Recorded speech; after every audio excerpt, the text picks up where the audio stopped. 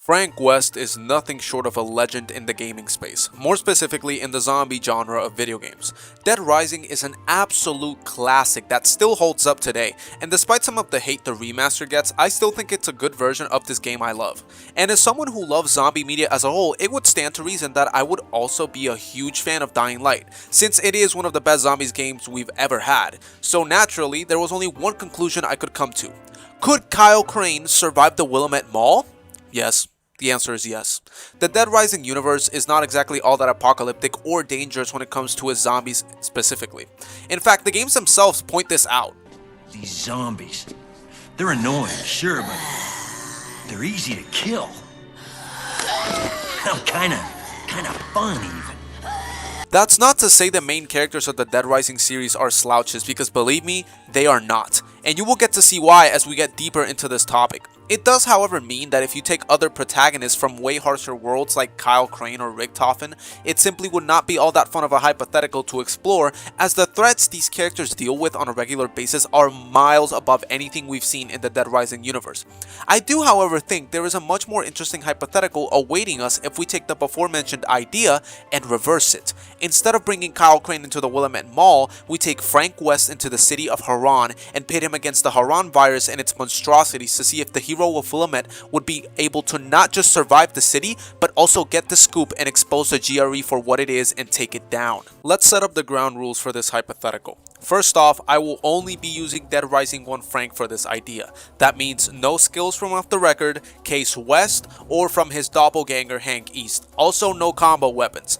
The version of Frank we will be using will be a fully leveled up Frank who got the full scoop in Willamette and broke the story, so the true ending.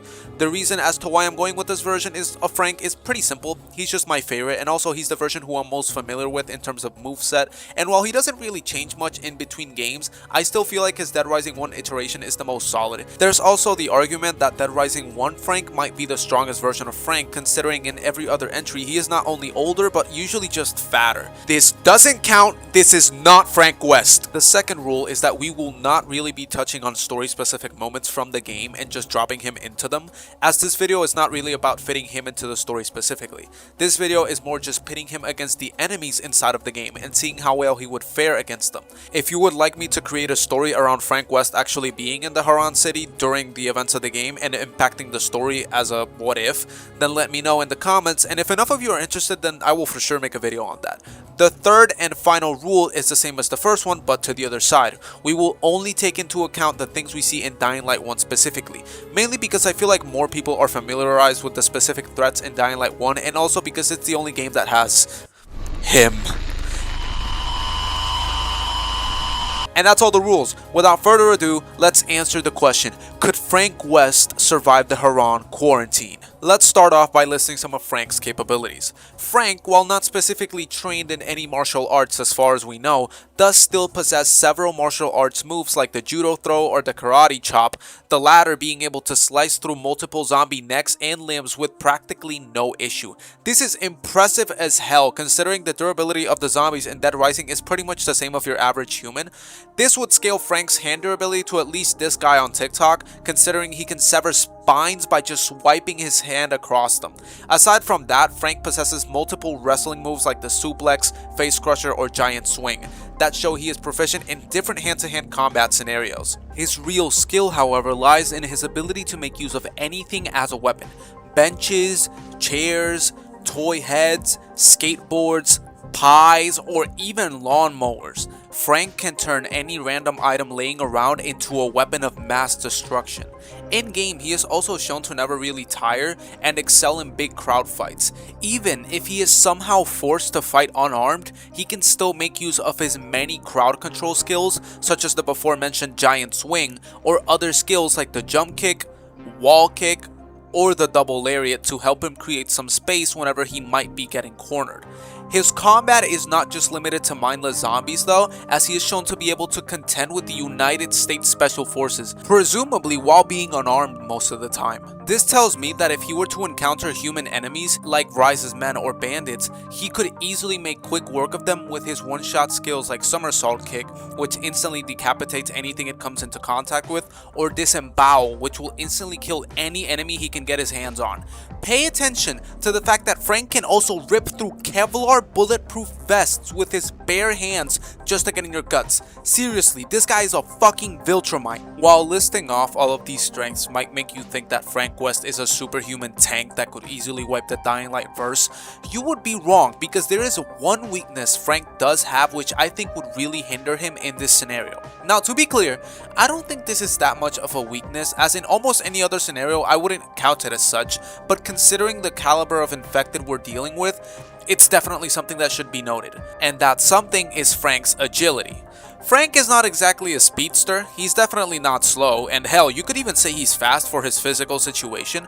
I would still argue though, his agility and speed compared to what he has to deal with in Haran just isn't enough. His run speed at max level isn't really all that bad, but I feel like a viral could just easily huss him down. And once he gets into the close range, his flying dodge is extremely slow and has a ton of recovery, and while it isn't as bad as in the original, due to it being buffed in the remake, it is still nothing compared to what a character like Kyle Crane has in terms of movement just to compete with faster infected. So while movement wouldn't be impossible, traversal in Haran would definitely be a bit of a headache for Frank, and it wouldn't be too crazy to say that if he does survive, he'll come out of it looking like the perfect ad for Ozempic. That being said though, I do want to disclose, I guess, the fact that Frank does have a hidden tool that could help him a lot, and that is the knee drop. Aside from just being a really cool attack and an awesome crowd clearing option, especially in the remake, dear god, the AoE in this is crazy, it can also be used, as you see in the footage in front of you, to negate fall damage fully, and I 100% believe this is just how it works.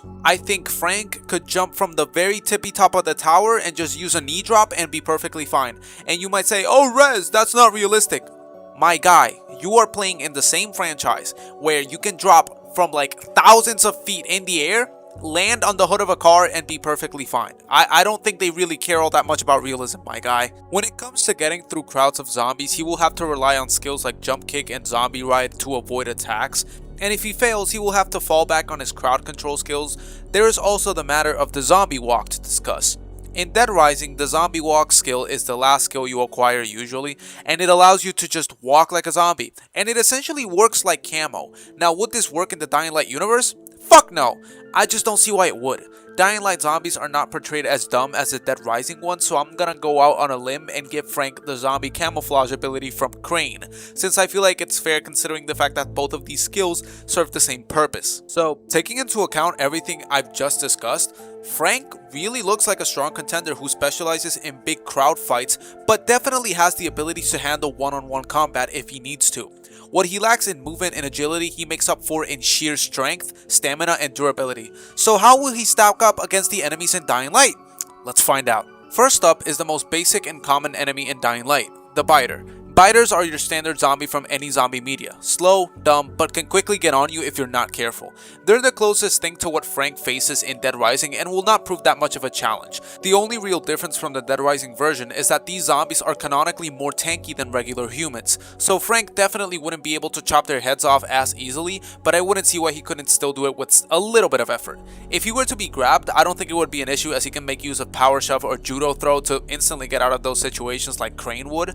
I will take this chance to go over the different variants of Biter, since in case you don't know, within each enemy type there are variants that can alter how some enemies work. In the case of the Biter, there is the Bruiser, who is just a tankier and stronger Biter, which again should be nothing Frank couldn't handle. The only other potentially dangerous variant of a Biter is the Gas Tank Biter, who is really just a Biter with a gas tank on his back that if hit will cause the tank to leak gas and eventually blow up. While this could catch Frank off guard, he can just disembowel or somersault kick if he really wanted to be careful. He could also lift the zombie and use it as a grenade of sorts, so it could be a benefit. Again, nothing too crazy, so I feel like Biters would get low to no diff. The next enemy on the list would be the Virals. Now, Virals are essentially a zombie that recently turned, therefore they maintain most of their speed and mannerisms. They essentially act like your local gas station crackhead, and while I do think they are faster than Frank in a raw speed contest, I don't see why a quick somersault kick wouldn't take care of them. When there is multiple at play, that's when things might get tricky. Like I mentioned, Frank is not that agile, and his dodge would more than likely leave him exposed to more hits. So this would definitely be a situation where double lariat or giant swing should come into play. Virals can't really hit you that hard as they mostly just scratch at you very quickly, so I expect Frank to be able to take most of the punishment without issue. Virals are a low diff in almost any situation for Frank. Next up is the Bomber, who definitely looks like a big threat, but I feel like after the first encounter, Frank would be a lot more careful in how he deals with them and would definitely be able to maneuver around them or make them explode from afar. I think their explosion being limited to a 3-meter radius in terms of effectiveness holds them back quite a bit, and also their very recognizable screams and sounds when they are about to blow up are a very good warning for any situation Frank could be in. Overall, I think in a first encounter, Frank would probably survive maybe mid-diff, but anything after will be low to no diff. I want to take this chance to mention the Bolter, because even if they're not really a threat, I think it's a good example of how Frank's weakness could affect his chances of survival. In case you don't know, Bolters don't attack, instead they act as a sort of mobile loot box that will react when you come close and, as the name implies, bolt. While there isn't really a common situation in which Frank would go for a bolter in case he actually needed to, then he would be shit out of luck. Bolters are hard to catch even by Kyle Crane standards, so Tubby over here will not do shit. That being said, bolters will always die in one hit, so if Frank could sneak up on one and either shoot it or throw a chair at it, then maybe he would be able to get his hands on some bolter tissue. Anything other than that though, Frank is getting dusted. Sorry Tubby, you gotta hit a treadmill. The next enemy I want to discuss is the Screamer. Now, while by themselves they don't pose a real threat, if there are any infected nearby, they could prove to be a hassle, as they can very easily attract virals to Frank's location, or maybe something worse. And while I think Frank would definitely feel bad about it, if he had to, he would knee drop a baby. So by themselves, it's a no diff, but the threat could vary depending on what is in the area. Next up on the list is the Toad. The Toad is similar to the Bolter in its passivity and overall cowardly behavior, but that doesn't mean they won't attack you if you get close enough. Their main form of attack is just spitting toxic bile at you, and while it's kind of hard to quantify how much damage it would do to a normal human, I think it's safe to assume it wouldn't be good in the slightest. This is yet another enemy that can exploit Frank's movement weakness. Fortunately for Frank though, they don't really move all that much. The biggest hurdle is just getting to them, as they usually like to post themselves up in high spots like their sentry turrets. However, seeing as Frank is not completely incompetent in climbing basic structures, I don't think Toads would be a huge threat. While it could vary depending on what is around them or just the sheer number of them, I would argue it would just feel like the Carlito boss fight for Frank all over again, so I see Toads being mid-diff at most, but in big groups could be mid to high diff. We have arrived at the unfortunately named Goon. I think this would be the first enemy that would actually be a real threat to Frank on his own. Goons are a mutation that happens when the Haran virus interacts with people who were used to hard labor like blue-collar workers, which is why most goons are dressed like either construction workers or electricians. This mutation obviously affects the strength, durability, and height of the enemy. Goons will always have a weapon on them, mainly being a piece of rebar with concrete at the end. Now I'm gonna be honest, I don't see Frank surviving more than 3 or 4 hits of this. There is also the factor that this fight could be called a tank v tank fight, but in this case Frank just doesn't have the health to match. That being said, Frank does have the versatility and weapons to make up for it, so I think in a 1v1, due to how slow goons are, it would be a mid-diff fight. In a big group, goons could make the fight something close to high diff due to how they could catch Frank by surprise, but I still think Frank's insane Viltrumite strength would be enough to take down the goons. Hulk Goon will win no diff though. The final daytime enemy available is the biggest regular threat Frank will find, the Demolisher. Much like the Goon, Demolishers are created when the virus mutates in the body of a person who was in extremely good shape and was probably really strong. It's why you see them all being either SWAT-looking policemen or firefighters. The regular slaps from them, while I'm sure they hurt, I severely doubt that they would do more damage than a rebar, so I think Frank could tank a few. Now the Flying Boulder is a different story. Honestly, if Frank could survive this, he would be on 1 HP. And as for the Demolisher's charge, I don't think it would be as bad, but it would force Frank to be on his toes. Though to be fair, these two attacks I feel can be perfectly avoided by Frank's flying dodge without much issue.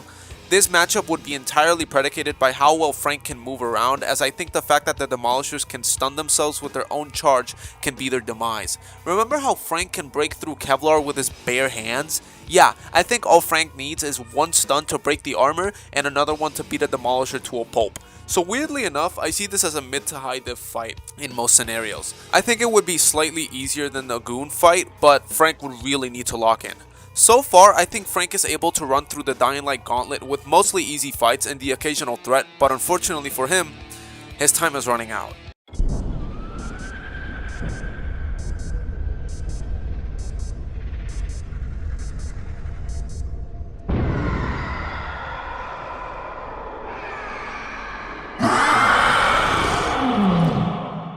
Off rip, the night will be like nothing Frank has ever seen. At this point, Haran's infrastructure is messed up enough that most of the map will be plunged into total darkness. So Frank better have a flashlight, otherwise he won't see shit. Aside from that, everything is extremely dangerous and every little noise could bring something to him that Frank will not be able to jump kick his way through. The first enemy I want to get out of the way, you could make the argument for not even being classified as an enemy, instead a variant, but because it is exclusive to nighttime, I will treat them as such. The Nightwalkers are a biter variant. This variant is kind of random. A biter will just be walking around and start doing a crackhead impression and turn into a Nightwalker. They will hunch over and start walking around looking like King Von. If they spot you, they will act like virals, but they will start a chase, which can draw in volatiles if it drags on for long enough. Nightwalkers are essentially stronger and more durable virals, so on their own, nothing Frank couldn't handle, but once the chase starts, it's gonna be a ticking time bomb. But not due to the Nightwalkers themselves, so taking the Nightwalkers at face value as a single entity, I would say it's a low diff fight. If there are many, it could scratch into mid diff, but I don't see them being that big of an issue by themselves. The next enemy type is probably one of the biggest counters to Frank as a whole. The Suiciders are extremely rare in any open world situation, as they are essentially Nightwalker variants of the gas tank zombie. Realistically, Frank would not be surviving a coordinated attack from any of them, as once they spot him, they will run extremely fast, way faster than Frank could move without a booster, while screaming like the happiest Tarkov player.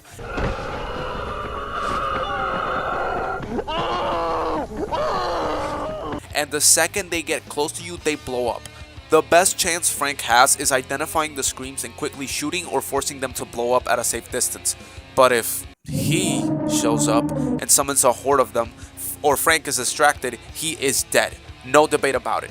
Due to how hardened Frank is and the fact that I 100% believe he will stay locked in when he realizes the situation he is in, I will classify Suiciders as an extreme diff conflict with Frank winning. Keep in mind, in any type of situation where Frank has multiple threats to pay attention to, he could very well die off of one mistake. Now we're getting to the big ones. The enemies that will push Frank to the brink, and I don't think he would necessarily be able to survive. The Volatile. What can I even say about these fuckers that you don't already know? They are the perfect predator of the night. Inhuman strength, speed, durability, and senses. They are the highest threat you could find at any time in the quarantine. If they spot you, they will start a chase and instantly huss you down with no remorse. And let me tell you, if Frank doesn't have any flares or a good UV flashlight, he is dead. There's just no way around this. While he could put up a good fight, Volatiles are simply too strong and too numerous for someone like him to take down, and he simply doesn't have the speed to outrun them in a straight chase. The only way Frank could get a chance is if he comes heavily prepared with multiple flares, a UV flashlight, healing items, and maybe boosters, and even then, I don't think it would be all that easy. So Volatiles with no prep are killing Frank. It's just not fair. But if he does know what he's getting into and prepares accordingly, I see it being a high to extreme difficulty fight. Oh, and that is assuming it's only one, because if there's at least two, then don't even think about it. Unfortunately for Frank, he's not done yet, because there is an even bigger threat than what he just survived. The Alpha Volatile. Take everything I just said about the Volatile and crank it up to 11. Add on to it the fact that these are the only enemies in the game that can see through fully upgraded camo and start a chase, and yeah, there's no way Frank's surviving this. Even while fully prepped, these Volatiles have a higher resistance to UV, and I'm sorry, but this is the enemy that if Frank encounters and doesn't have an exit plan, he is fucked. I see no conceivable way in which he would survive an encounter with an Alpha. And so yeah, that's all the enemies. Unfortunately, Frank is not able to kill all of them, but at least he's able to put up a fight.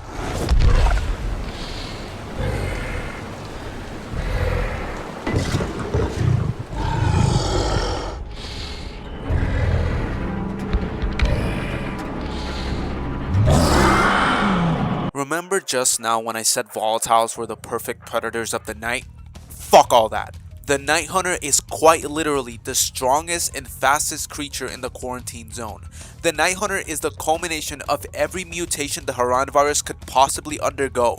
They have basically every major ability from every other special infected. They can spit like toads, have the strength of a goon or demolisher, and the speed of a bolter with none of the fear. Their only real weakness is how badly UV light affects them, but an experienced Night Hunter will know how to maneuver around that. I debated including the Night Hunter in this at first because I wasn't even sure if he's canon, as he only appears in the presumably non-canon invasion mode, but then I remembered a Night Hunter does show up in an official Dying Light comic, which should mean he's canon. Also, Techland, for the love of God, integrate the Night Hunter into the story in some way. You have one of the coolest designed zombies, not just at the visual level, but also gameplay. It is such a wasted opportunity to not use him in any kind of way. Please, just do something with him, Techland. To make the hypothetical more coherent, I will separate the Night Hunter into two categories because he has a shit ton of abilities, and also I think it would be more interesting that way. Also, I want to make it clear that when talking about the matchup, it would just be a straight up fight, not an actual invasions match, so Frank wouldn't need to run around the map using his glitched grappling hook and crossbow to one-shot all the nests. He only needs to fight the Night Hunter and either kill him or die trying. The first version of the Night Hunter you not only play as, but also the weakest one, is the base Night Hunter. Not only does he look like he's barely been a Night Hunter, maybe having turned a day ago or so, he also acts the exact same way. He basically has no outstanding abilities, as the name would imply. In his base form, he only has his base abilities. His speed and tendril movement is fine. He can only claw, do a ground pound, which he can't even move while charging. He doesn't have any spits, and can realistically only get kills with pounce on unsuspecting humans. Now, despite the fact that this version is severely neutered, I still think the movement he possesses can be a huge threat to Frank, due to the reasons we have explained before. Since Frank would have flares and a UV flashlight though, I am inclined to give the edge to Frank in this fight, mainly due to the fact that the Night Hunter is essentially a glass cannon. In case you don't know, in a 1v1 scenario, the Night Hunter will always die in 3 one-handed weapon hits or 2 two-handed weapon hits. Now, we've established that Frank is a descendant of the Viltrum Empire, and I sincerely believe that in terms of strength, he probably scales higher than Kyle Crane. So the way I see this fight going is a Night Hunter trying to play in a sort of stalker / dive kind of manner. If you've played against a Spider-Man player in Marvel Rivals, that's exactly how it would be. But unfortunately, due to his lack of ranged attacks and his lack of powerful displacement tools, I see Frank taking this fight with high diff. Again, even in his lowest form, the Night Hunter has access to a one-shot attack, and if Frank is not careful, he could still die pretty quickly. So this would be kind of a standoff 1v1, where either Frank gets pounced and dies, or reacts in time, and let me tell you, the second Frank gets his hand on a Night Hunter, it's over. Now the real final boss, a max level, max mutation Night Hunter. This is the true final boss of the Dying Light universe, and as far as I'm aware, the strongest creature we've seen outside of Kyle Crane and the Beast. And no, I don't think the Baron or Waltz are stronger, I just refuse to believe that. The Apex Predator Night Hunter has enhanced strength and durability, as you can see by his skin becoming armored. I also love the detail that in his final mutation level, he almost builds a crown for himself, essentially crowning himself as the king of the infection.